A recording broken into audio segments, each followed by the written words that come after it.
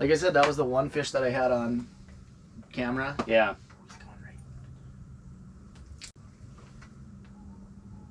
Is he gonna come up for it? Should I let it fall to the bottom there?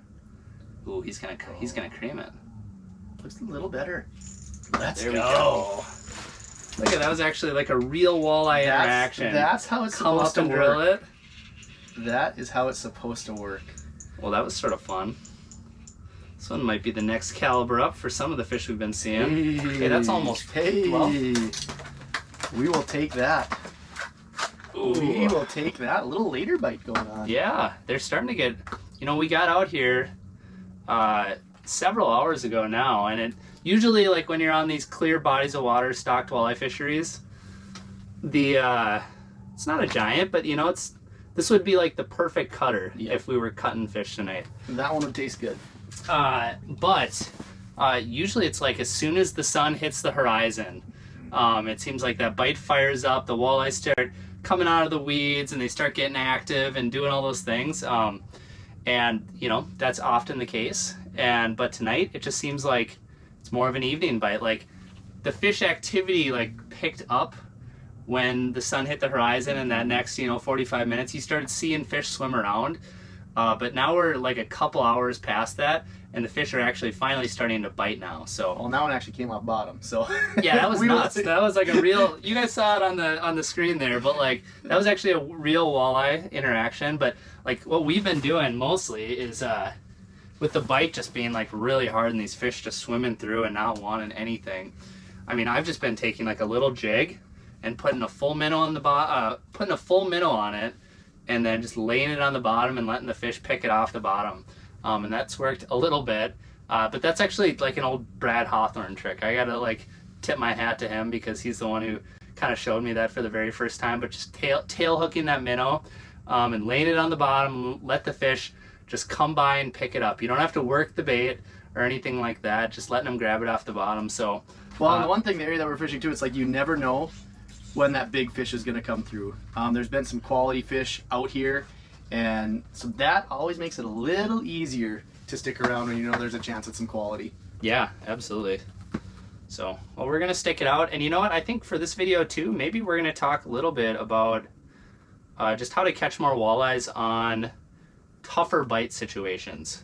One of the things that we've been seeing out here too is there's like that bite window from like a half hour before for like 20 minutes, and then it's like, then it gets a lull. One of the things I think has been interesting we've been seeing here and gives me a little confidence is we've been seeing fish this whole time. You know, so like when they're going to be active eventually, we'll be around them. Yeah, because they've been here the whole 3 hours now.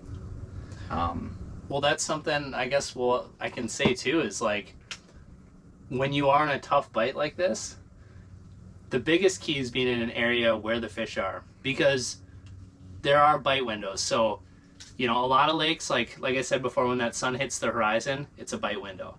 But sometimes like the bite window might be at 7 or it might be at 9, or if you stay into the night, like there will be little random bite windows throughout the night. And just depends on the lake or the day, but the bite window could be really short. It could be a half hour. It might be an hour and a half or whatever where they're just biting. Well, especially if you're set up like we are here, like we're not hopping around. You know, like we're set up, we're camped out for the night. Yeah. And then being in those high percentage, those high traffic areas are so much more important, because you know you're sitting up in one spot, you want to be where fish are cruising, and then when they're ready to bite, you'll be there. I plugged it in because I was like, it'll last 6 hours, but I don't want to fish all day or something. Look at this guy. Look at this guy. This is the right fish. Come on. This guy's got to do it. This guy's got to do it. Oh, yeah. There we go. Let's go. That's the right size fish, too. That's what we are looking for. Look at that. You get one fish that looks right, and he comes in hungry. Do you want me down in there? Or if you want to. We're a little bit close quarters in here, but I can probably scoop him. I don't know if I'm going to get him. Ooh, this is a better. Solid fish. There we go. Solid fish. Nice. That one. That's a real walleye right there. It only took a little bit of fishing, yeah. So we got just like the teeny little finesse jig, no rattles, just like a little bit of glow. But I'll give you a look at the fish here. Oh, it's still down there too. That's like, you know, that's a good quality fish. Oh yeah. Especially after 10 inchers. Yeah, right. That one looks real good. Well, just weeding through fish that all the better fish we've been seeing on our screen. It's almost like once they were close enough to see the baits, they're just turning the other way, you know? So sometimes it's just waiting it out for the active fish when the bite is tough, which I feel like that's pretty much all we've talked about in the video so far, but every once in a while, like, you're going to run into a better fish that's willing to eat. But just having your presentation set up in a way, you know, you might have your favorite bait, you might love to catch fish on you know, glide baits or like a 1/4 ounce spoon, and you love to pop it and shake it. Sometimes you just got to be willing to experiment.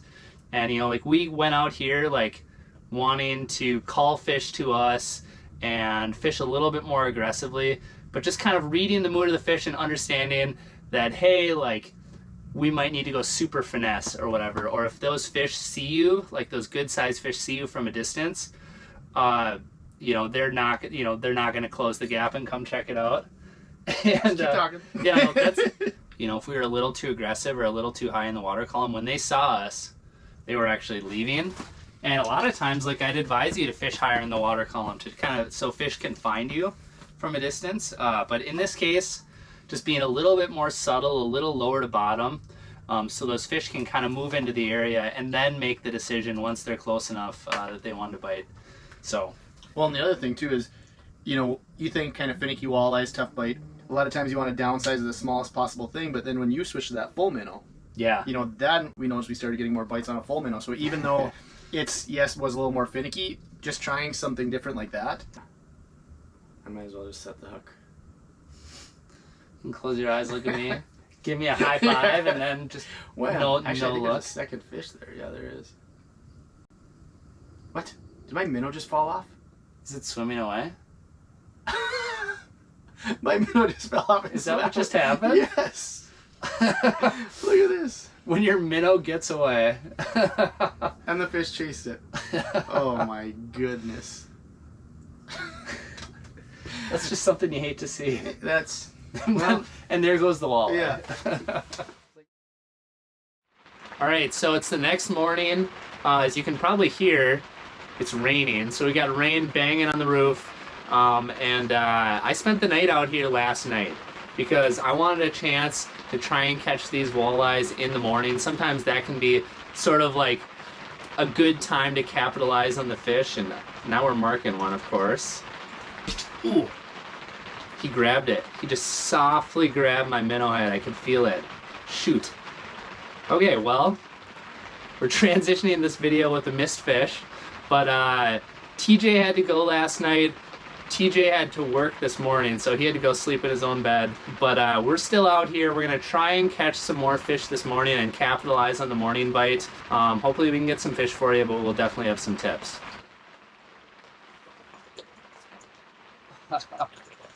Man, it's just like clockwork. I go to text a buddy back so it stops recording, and that's instantly when the fish comes and hits. Ooh, and it's a good one. Well, it's a better one here. Ooh. All right. Check out that guy. Oh, he got me wet. It's just like clockwork. The second you go on your phone, a fish has to strike. It's a magical law that Mother Nature put in place. I think just to mess with ice anglers, I think. But there we go. That's a perfect size eater right there. So this is actually, I was fishing with TJ last night. This is the next morning, and there's been a lot of fish activity, and it seems like we're marking more like better sized fish than we were yesterday.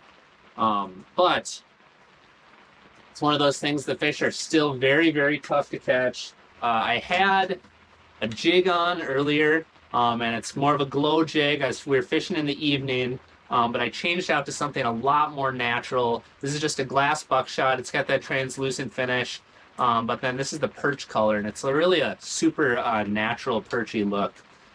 So I'm going to get that guy down. I got a minnow head on the bottom, but I also have this guy ready right here. This is a puppet minnow, just a glide bait, and this is in pink. And sometimes it's nice when the fish aren't in a super good attitude to give them something that's maybe a little more aggressive and erratic, to try and kind of get like a reaction strike. If you can get that fish all worked up and angry, sometimes that works in your favor too. And more often than not, if the fish are not in a good mood, something that's more aggressive like that is probably going to hurt you more than it's going to help you. But every now and then I like to have a curveball in the arsenal, because you never know when that's going to make the difference, and you're going to get that one fish fired up and he's going to come and smoke it, and boom, there's your 25-inch walleye or whatever. So I always like to have one of those at the ready just in case. So one thing that can be really critical when the bite is tough is just understanding that you're on a little bit of a stealth mission. You got to be as natural as possible. At the end of the day, any kind of artificial noise or light or, having too big of a bait or anything like that is a less natural kind of situation for these walleyes to be feeding in. So one thing I would definitely recommend is, if the bite is hard, I would recommend, well, right now we're shooting a video, so I have to have a light on, but turning off your lights, and then also just being as quiet as possible. So if I'm marking a fish and I'm not giving you the play-by-play on camera, it's because I'm trying to keep my noise to a minimum. I mean, I've seen so many times with different people, we do fishing media stuff. You drop a GoPro down and you might have a GoPro down 20 feet, 25 feet, down to the bottom, which is about how deep we're fishing right now. And someone will just be walking across the ice, and there might be this much ice. It might be midwinter. But on that GoPro, you can still hear every single footstep, like someone's dropping a grenade on the ice. And it's the same deal when you talk too. The walleyes can hear you when you're talking, so if you get excited, ooh, I'm marking one, don't yell that you're marking one. Stay quiet, stay natural. And if your buddy says he's marking one, don't go running over to his hole and watch him try and jig it up or whatever. Be very, very quiet. Watch your footsteps, watch your voice. And so that's kind of that's a pretty big tip that I would say when the bite is a little bit tougher, especially early in the year like this. But even in the middle of winter, it seems like, you got to keep your lights off and you got to keep quiet in the house.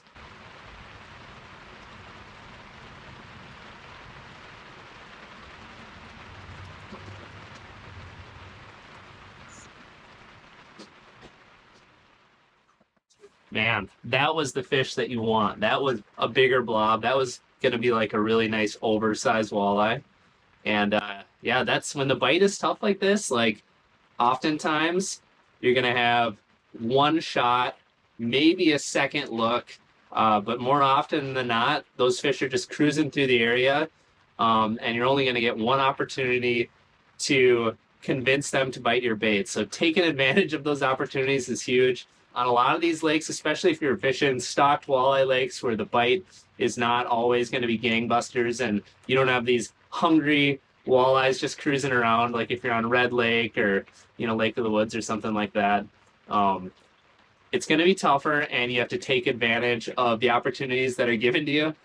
There's some nights, we'll go out later this winter and we might see 4 or 5 fish in that little bite window, and you just got to hope that you end up converting on 3, maybe 4 of those fish. That would be like a really good night, depending on, how many fish you end up seeing. But converting on those fish when you do see them come through is just so critical, and that's something that's going to become more and more and more important as we get later into the winter.